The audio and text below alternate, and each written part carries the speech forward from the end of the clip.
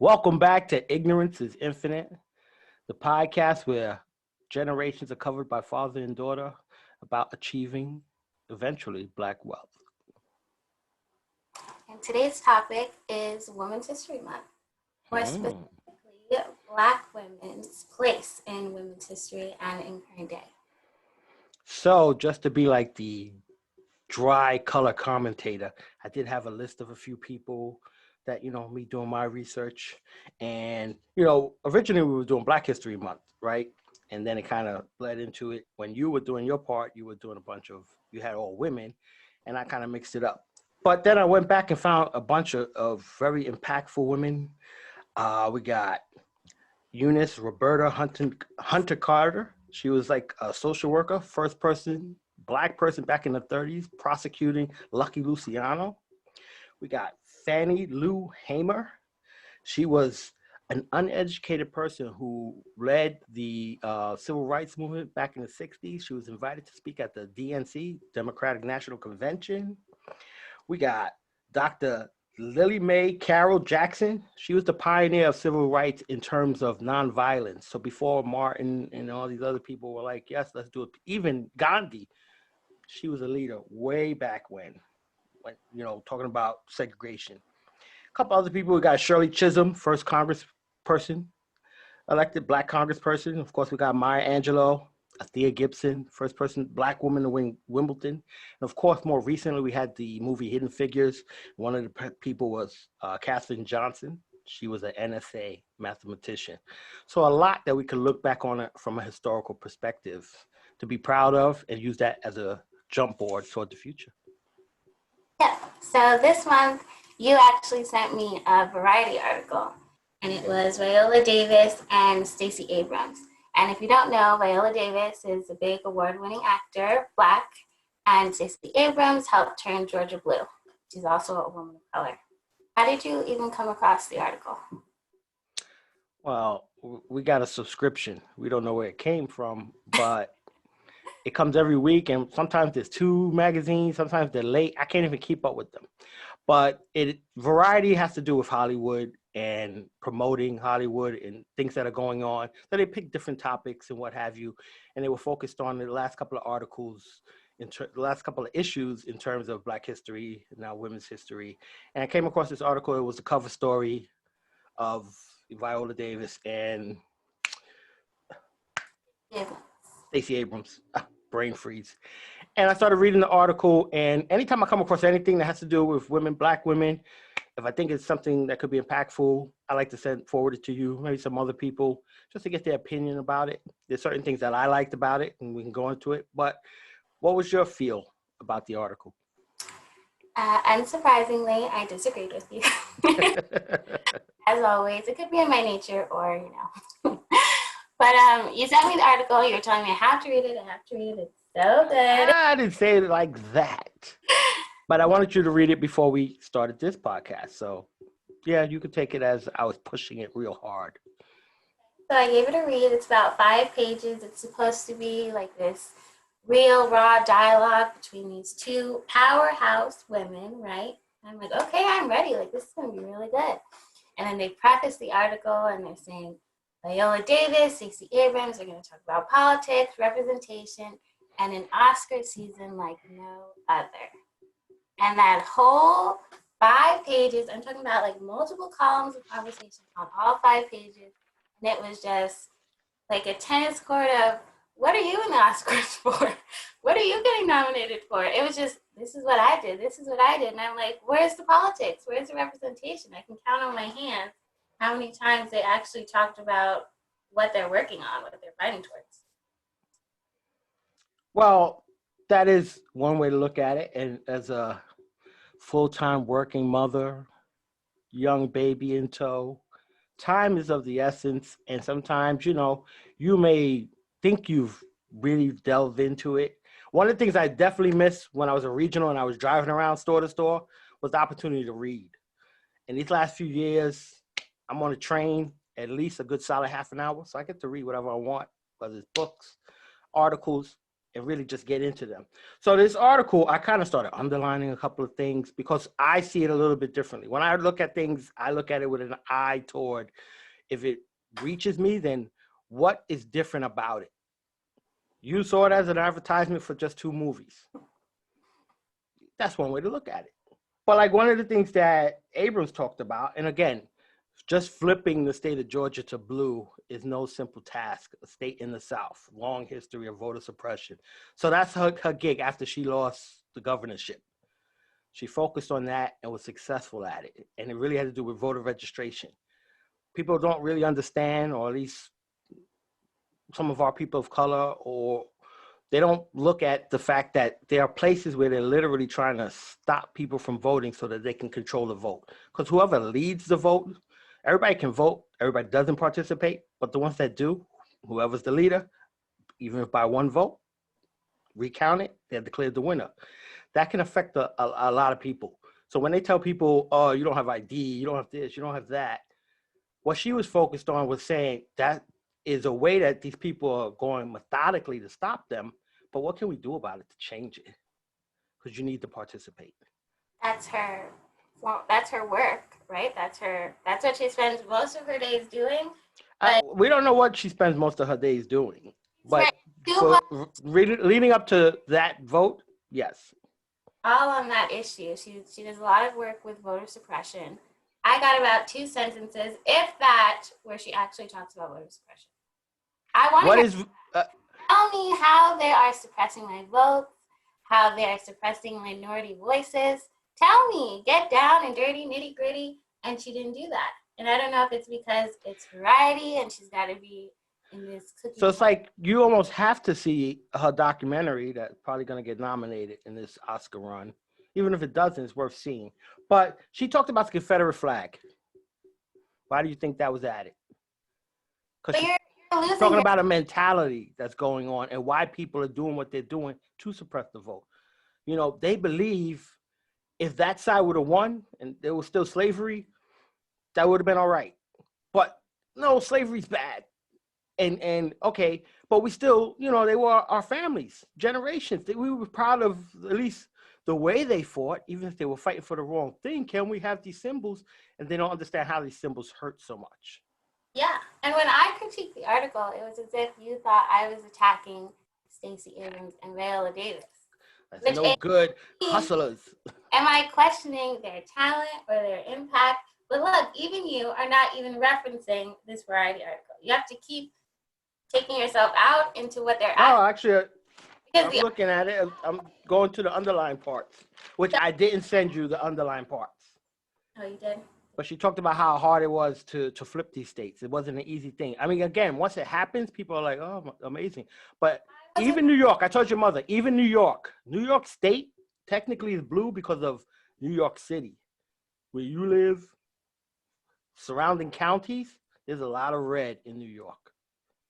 But we keep winning because New York City, 8-9 million people. We get a good chunk of that as Democrats. All I saw when I read that was, in school you're taught about the feminist movement, women's suffragettes, and those are particularly the things highlighted when you think of Women's History Month, right? You don't talk about kind of like that movie Hidden Figures, how Black women have impacted, because it's not as easy for women of color to get in on those movements, to be recognized, to be well, to even be mainstream. Yeah. That's what we're fighting for. Like Shailene Woodley, you know, that actress? Mm-hmm. She's also a well-known activist, right? And she got arrested doing activism for the Keystone Pipeline. That doesn't affect... She was for it, you said? She was against it. Okay. She was protesting it. Thumbs up. That doesn't impact if she gets an Oscar, how she talks about it in the magazine. She could be as real and raw how she wants to be. But then when it comes to Viola Davis and Stacey Abrams, it's almost like they have to water it down. Like, I was just reading the underline. She said you got to water it down and filter yourself down enough so it's not an indictment of me, and a white person. I mean, that's what's powerful about the article to me. I think they did it in the article too. It may not have been intentional. It may have just been We're in variety. We've got our Oscar nominations coming up. Let's not go full throttle, but it was something. And I saw it. Well, there's some other stuff, and maybe I'll rescan it and send it to you so you can see what I underline. I mean, there's a point where they taught us the fact that they don't treat you wrong doesn't mean that you give them permission to do it again and again.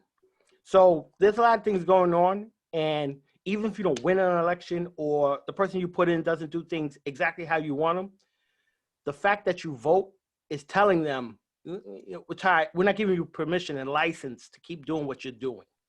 We're going to fight it. You may have it rigged a certain way, and we're going to keep fighting, chipping away at it until it becomes a level playing field.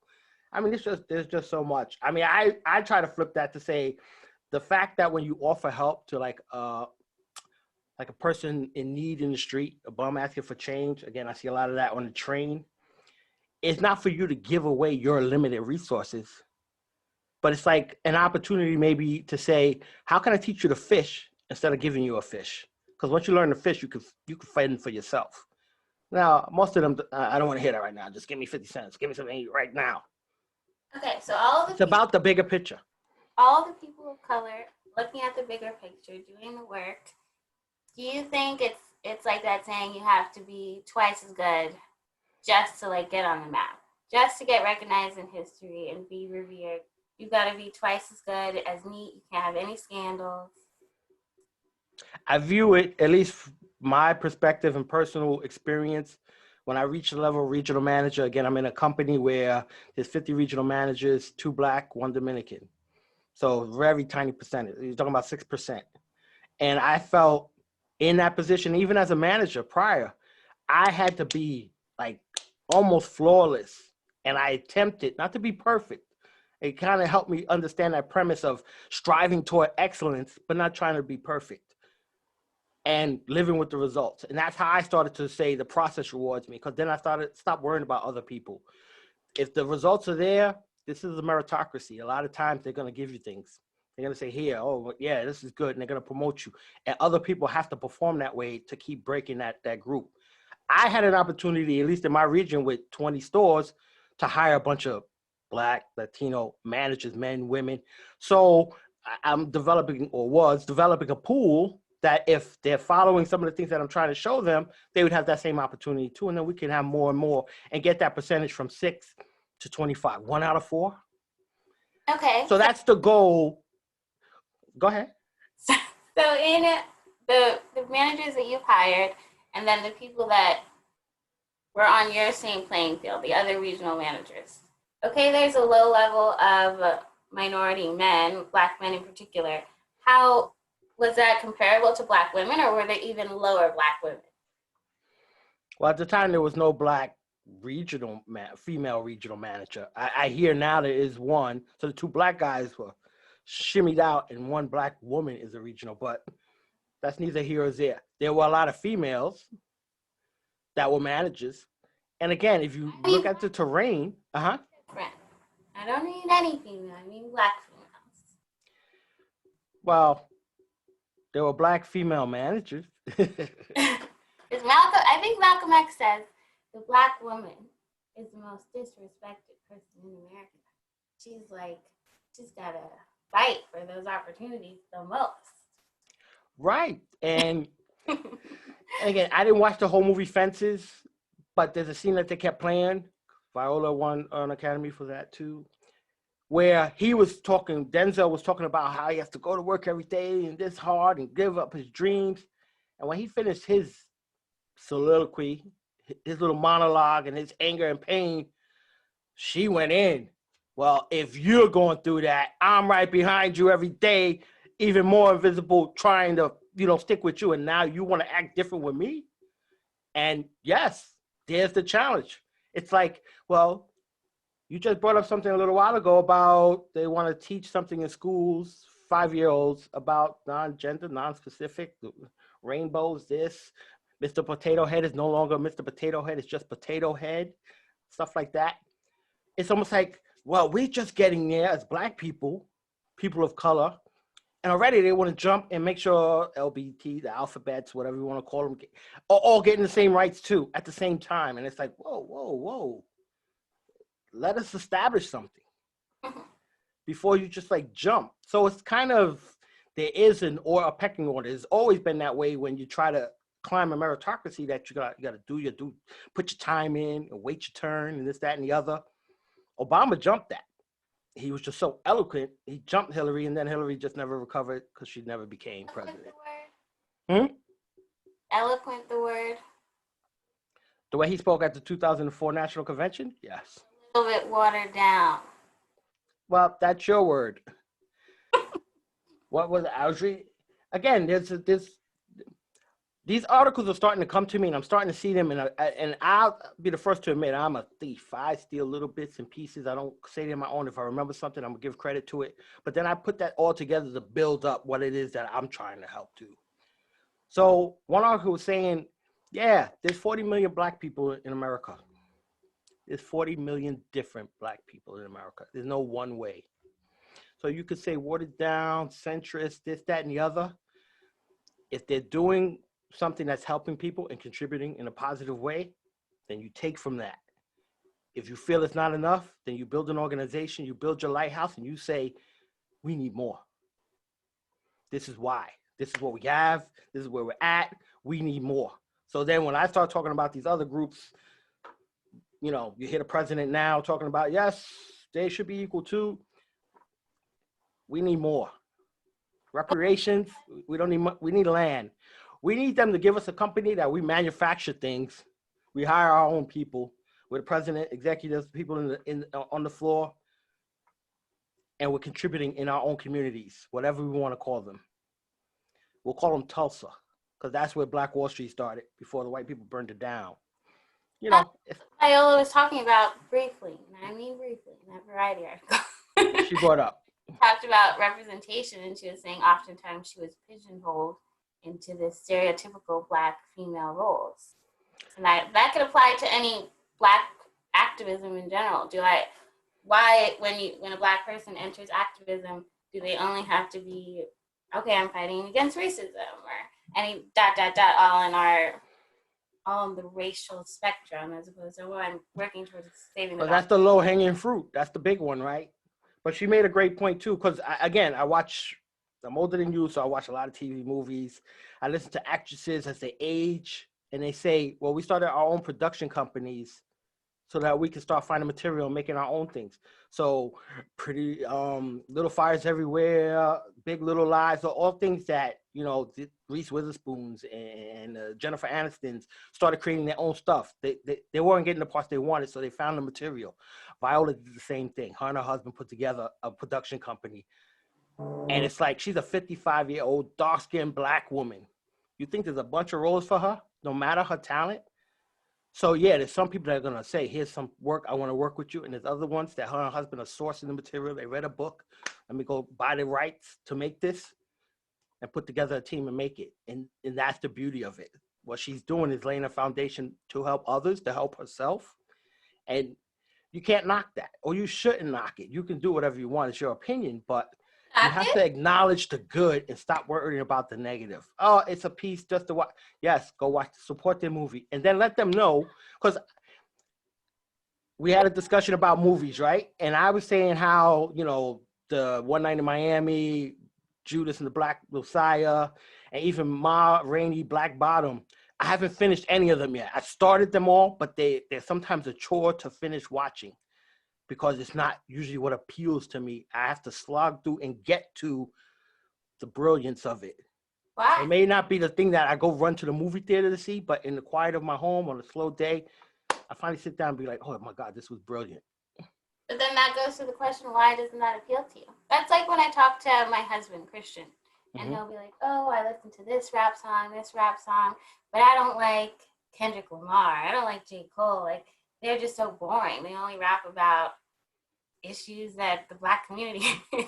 Like, why doesn't that appeal to you? Why is that boring? Because you kind of lived through it. Why can't you did the Black Messiah, but you can sit through Reese Witherspoon? Well, again, because these are historical perspectives, so it's not something that's going to, I need to be surprised. So if they're just retelling a story in a creative way, then where's the tension? Where's the suspense? I know what's gonna happen. So I want some creativity now. You have that, but you got to balance it out and show me what else can you do with that. Where's your mind gonna take? Where can your mind take it that you're gonna go? Surprised you. I created this spaceship. I don't know. You did something that I wasn't expecting, and now I'm like, oh, I need to see more of this stuff. I like the way you put it together. History back in the day is interesting enough, sir. We don't need to include a Well, again, I'm 30 years ahead of you, so I've seen a bunch more. It should be. people wiretapping. It's interesting stuff, man. Give me a space. But again, I know all that stuff happened. For me, is you're getting to that point where you're seeing the stuff. You're seeing Women's History Month. You're not in a position where you're going, I got a cheaper job, or no, you're thriving. The question is how do you give back? Because you brought that up to me once too, as if I don't do enough to give back. What are you doing? The expectation for you is that you don't have to wait to be my age. You start now. What are you doing for women? I'm not even in the building, sir. Okay. Huh?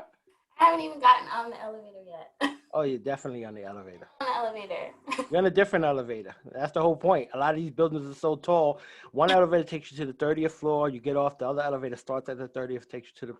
So you're on that elevator to the 30th floor already. Other people, they're still on the behind the velvet ropes, waiting for the. Yeah, my name's on the list. So that's why I keep talking about trying to do things ownership. Point these things out. Just because they're powerhouse women who are doing amazing things, and I know that, doesn't mean we can't say, why didn't you just say it straight? In that one article, you say it straight in your documentary.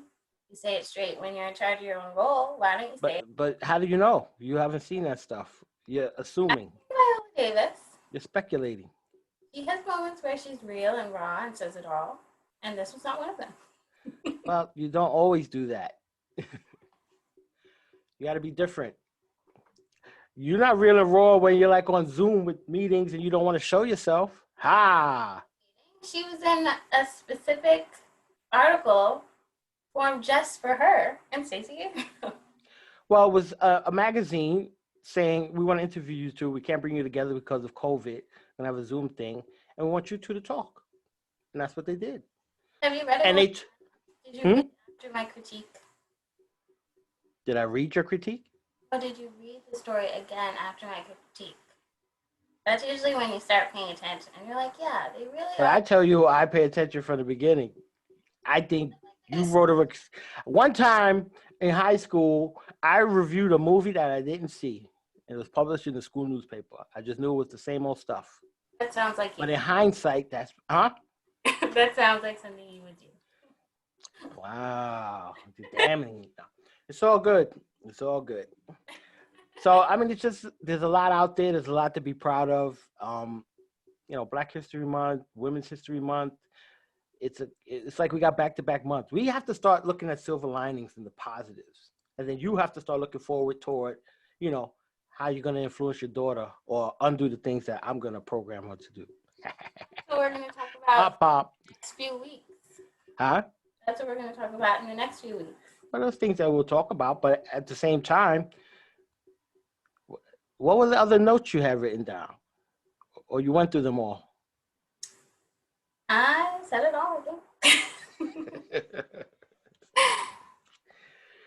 So, saying it's easier for non-people of color to be reckless than it is for people of color. And then that also we don't recover as they'll move on to the next. The pool of choices is a larger pool of non-white. So if we mess up opportunities and think, get them on the next one, then we're kind of devaluing our own selves. It's like you got to give it your best each and every time. What you think is your best at that moment, or at least your effort, what you can live with. And if you can live with mediocrity or the phrase, I did my best, as if, it isn't perfect.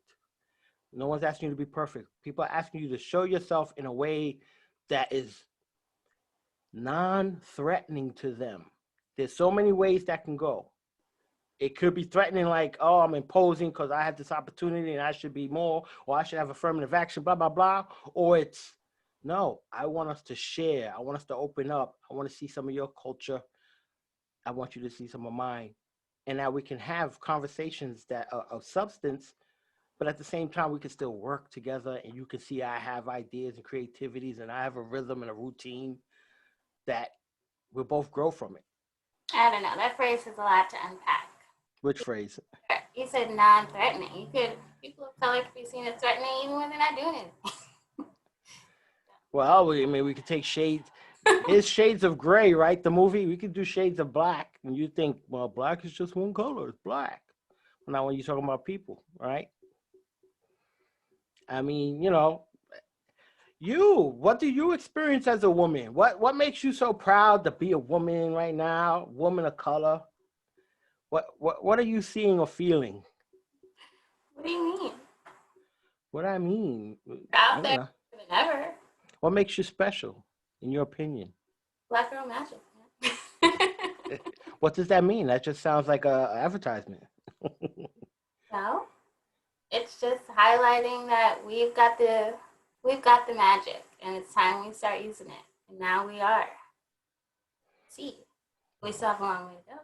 That doesn't mean I'm not proud, and I'm very proud of Viola Davis and Stacey Abrams. Well, that's good to hear. I have no doubt that you are. And then we got other people to follow, right? We got the Serenas, and it's just so many people out there. The Oprahs. That's another one. You're starting to diss Serena now. Not a question of dissing. It's a question of saying, at a certain age in athletics, your time has come. You've lived a very good life. She's shown the brightest. And now other people are starting to shine. And they're preventing her from achieving something. And not just people of color. She's been in multiple finals that she's lost to people she probably shouldn't have. But age is a fact. No one beats Mother Nature or Father Time. No one. So, not getting off of Serena. But there's other people that are being added to the mix. You can't just focus on one thing or one person. You want to build up a group. That's where you get the real support from. Yeah, definitely. About too little time. Huh? Too much to talk about for too little time. We have all the time in the world. But that's been another episode of Ignorance is Infinite. I'm Pop, and that's my deuce. See you next time.